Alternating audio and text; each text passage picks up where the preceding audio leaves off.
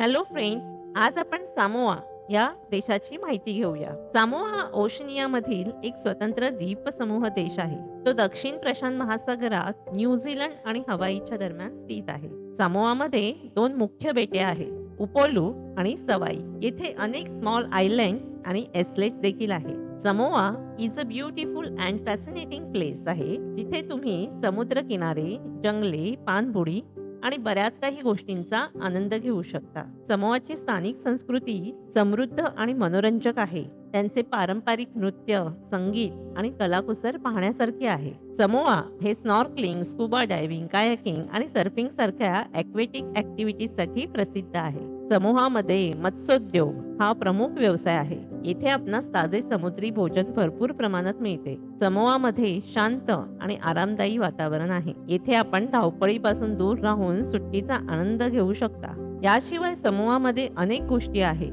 जसे की ट्रेकिंग.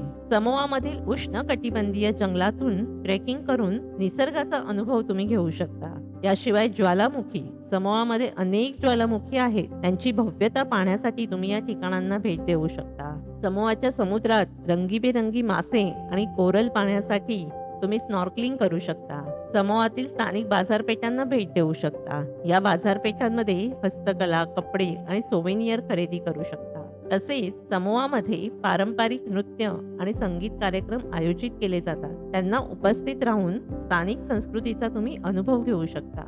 समोआला जाण्यासाठी भारतीय नागरिकांना व्हिसा आवश्यक आहे. व्हिसा आपण ऑनलाईन अर्ज करू शकता किंवा व्हिसा ऑन अरायव्हल ही तुम्हाला मिळू शकतो. आपण भारतातून पीजी आणि ऑकलँड येथे प्रवास करून जाऊ शकतो आणि नंतर समोआला जाणारे कनेक्टिंग फ्लाईट घेऊ शकतो. भारतातून समोआला जाण्यासाठी राऊंड ट्रिप विमानासाठी सुमारे 70,000 ते 1,00,000 रुपये खर्च येऊ शकतो. समोआचे अधिकृत चलन समोआ टाला आहे. US डॉलर्स देखील व्यापकपणे स्वीकारले जातात. समोआला भेट देण्यासाठी सर्वोत्तम वेळ म्हणजे मे ते ऑक्टोबर. समोआमध्ये राहण्याचे अनेक पर्याय आहेत. हॉटेल्स, रिसॉर्ट्स, गेस्ट हाऊसेस आणि भाड्याने देखील इथे घर मिळू शकते. शिवाय कॅम्प साईट देखील आहे. तुम्ही तुमच्या बजेट आणि आवडीनुसार तुमचे राहण्याचे ठिकाण निवडू शकता.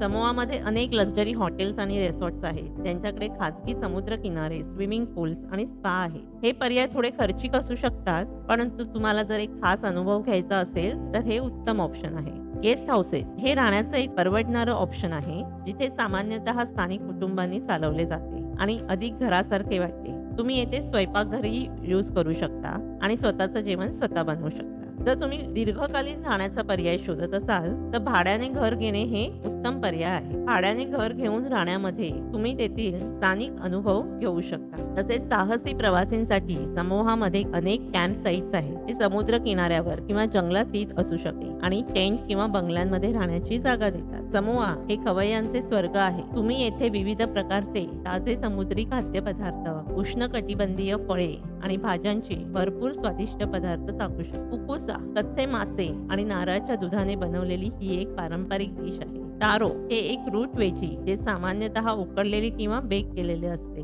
पिया टॅपिओका स्टार्च पासून बनवलेला हा एक गोड जेली सारखा पदार्थ आहे, जो येथील लोकप्रिय पदार्थ आहे. तुम्ही समुद्र किनाऱ्यावरील रेस्टॉरंट्स आणि कॅफेमध्ये पश्चिमी पाककृतींचा देखील आनंद घेऊ शकता. समोआ हा तुलनेने स्वस्त देश आहे, परंतु आपला खर्च हा आपल्या निवडीवर अवलंबून असतो. समोआ ही एक सुंदर मनोरम जागा आहे, जिथे आपण आपली आरामदायी आणि रोमांचक सुट्टी घालवू शकता. मित्रांनो, समूहाला जाण्यासाठी ही माहिती तुम्हाला उपयुक्त ठरेल. धन्यवाद. Thank you.